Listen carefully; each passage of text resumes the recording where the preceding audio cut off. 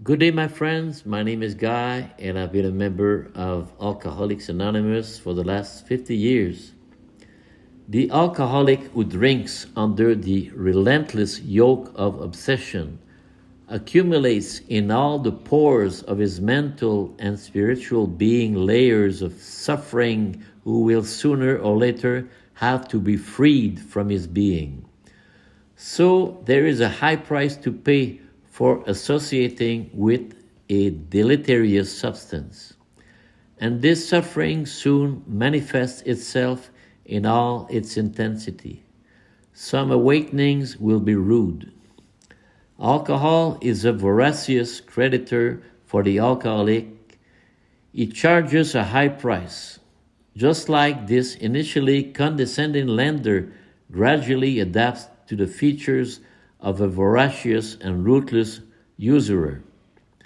An old member deceased in 2015 claimed that an alcoholic was a person who had a tomorrow with alcohol.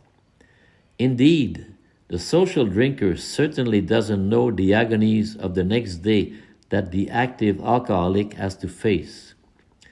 Rationalizing suffering, attempting to explain its ins and outs, cannot make it disappear from our being.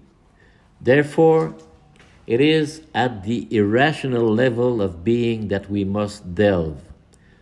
So, taking medication without addressing the cause of our suffering will, for all practical purposes, only serve to alleviate suffering, even mask it, without releasing it from our being. A long-term therapeutic path will be required for those most affected by the disease. The simple act of stopping alcohol consumption, coupled with taking antidepressant medication, will only produce moderate results. Suffering rarely leaves on its own, especially when it has taken root in fertile ground. We will have to dislodge it with all the means at our disposal. Let's review some of these ways. First, immediate cessation of all consumption of alcohol and its substitute.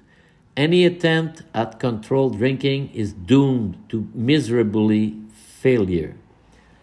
2. Undertake a therapeutic journey in order to contact and dislodge painful emotions embedded in the irrational dimension of being.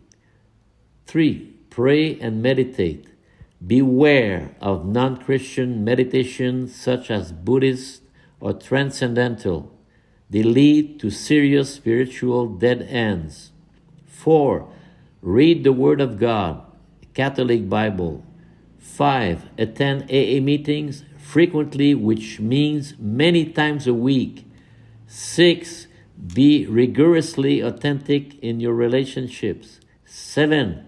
Avoid all forms of lust or disordered use of our sensitive life. 8. It is important to exercise to stay in shape. 9. Don't overload your schedule and limit your personal and professional obligation. 10. Be charitable throughout one's days. Charity covers a multitude of sins. And the last one, dedicate yourself to serving your fellow AA members.